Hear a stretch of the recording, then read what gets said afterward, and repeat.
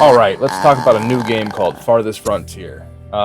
If you're familiar with me, I love Crate Entertainment, I love Grim Dawn. This is not an ARPG, but it is made by the makers of one of the best ARPGs. Crate Entertainment produced this town builder. A lot of the assets look very similar to some of the maybe the aesthetic is a better way of putting it. The aesthetic looks better, or similar. Let's dig in to see what a new settlement looks like in this game, what the options are, how we can make things more difficult or more pleasurable experience to play. So you have Pioneer, Trailblazer, and Vanquisher. So if you look, and you can also do advanced settings, which we'll look at that too.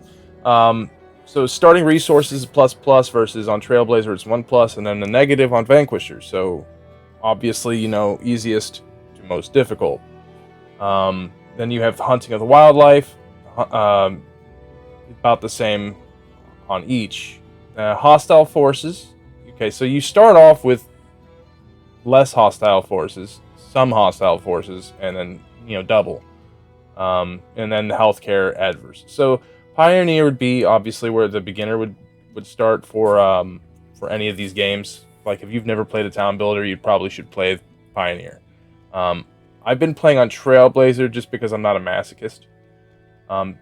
Going into advanced settings though, it allows you to make your own customized. So like, you want to go Vanquisher here, maybe Pioneer here. You can do your own thing. Going back to basic settings. Another cool thing about this game, bringing it back to who Crate Entertainment is, what they've made. Mosquitoville, Snods Meadow, Heidelberg, Wendigoville,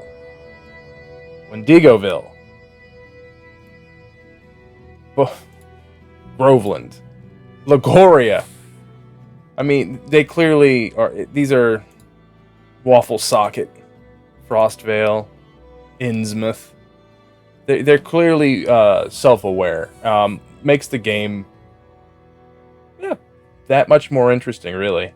You can also go with different types of. Let's go with let's go plains.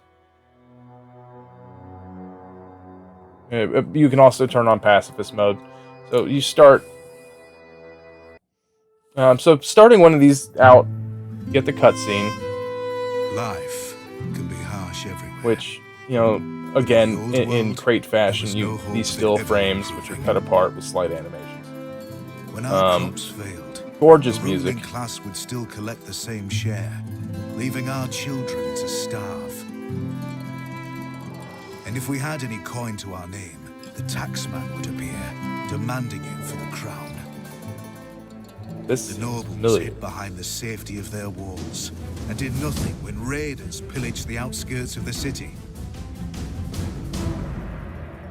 And so, some of us decided that it was time to leave, that we'd rather take our chances in the wilderness, seeking the promise of a new land, than starve to death in our homeland.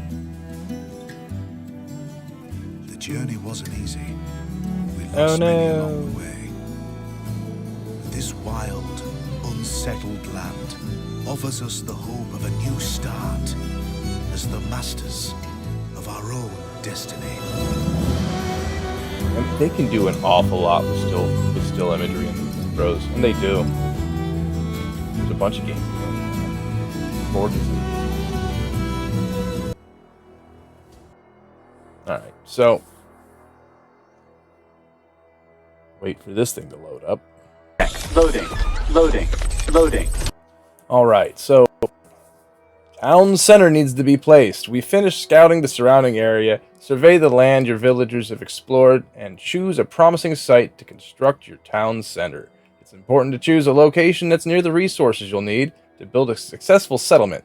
Things like clay, iron ore, and potential food resources. Also water. That thing. So, run the plains.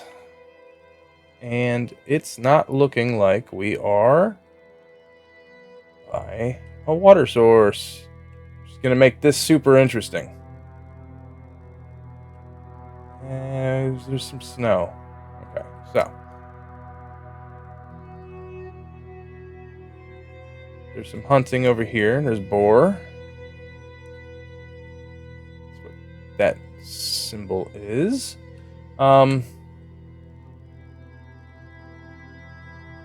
Everything is pretty much in the open.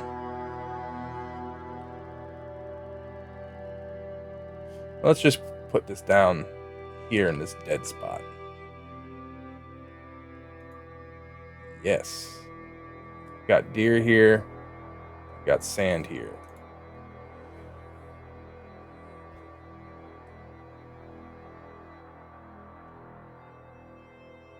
Alright, so what you notice is that you have the ability to pause. You have 1x, which is normal speed. You then have 2x, 3x, and then you can slow things down to half speed. So keeping things at... Also, you can adjust those via 1, 2, 3, and 4. So 1 being a half speed. Pause this.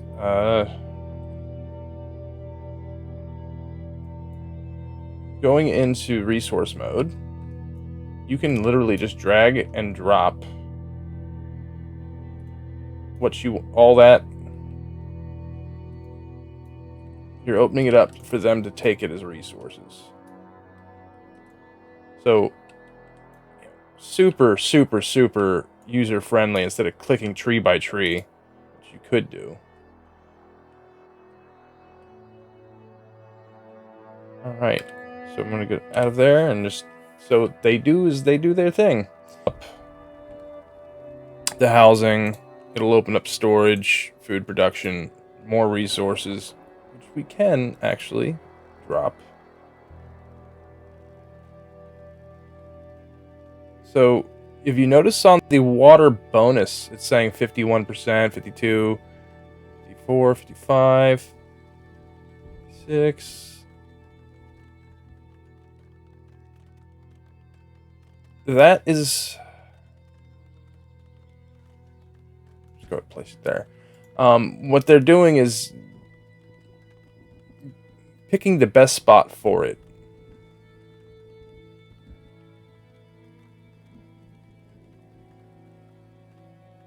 Let's see. They're going to need firewood splitter. Again, you can see there's a desirability meter at the bottom.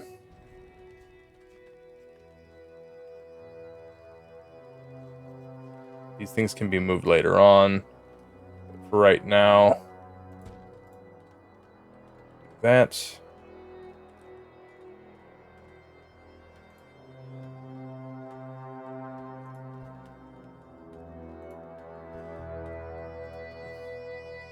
So let's go through what can be done eventually. Just starting out, you won't be able to do these things, but you do have the ability to make amenities. Tier 1, 2, and 3. That is the town center, obviously. You have to build that first to do anything else. Then you have the market, which is also super important. Graveyard, must have. You have the healer's house, which, a little bit expensive. It costs 100 gold, and it has a 20 monthly upkeep. Trading post, must have. School, also pretty important later on. Rat catcher becomes important the bigger your city gets. You have the pub, you get the apothecary shop, and the theater in tier 3, and those become important as well. For housing, you can get shelters, and then you can get temporary shelter for when, like for instance, workers are working further away from the town center. You upgrade housing, so you could get multiple tiers of the houses once they're purchased, or built rather. Food production is about what you would expect: hunting, fishing, gathering, and growing. So, and then obviously you need to preserve, so you have the smokehouse for preserving. All of those are useful. Then you get windmill, bakery, barn, The Arborist building, which that makes I believe is the place for honey. Honey. You do get a honey maker once you get beehives, or candle maker rather. Candles, any goods that can be made with beeswax. That would be right here. No, where are you at? The apiary. Apiary. That word. That's at the right here. You get it produces honey and beeswax, which is used to make candles and whatnot. So you can see the depth of the game. Everything is reliant on something else in the game. For defenses, you can get barracks and lookout towers, and your basic walls, towns, streets, whatnot. Small statues, medium statues, all those are the... Later on, they're going to make things worth more, or increase happiness, make the town look better, all that type of stuff. Medium gardens, garden plots, shrines, all those things also add to the beautification. Do people want to live where you're at? All right, so now that we've got the town center built, I'm going to put down some houses. 4 of them right next to each other. You notice they just immediately go, because that is, I'm assuming it's tiered the highest level of importance is housing. They stopped doing whatever they were doing, which was gathering to go build things. And again, they're gorgeous. Look at them go. Let's see.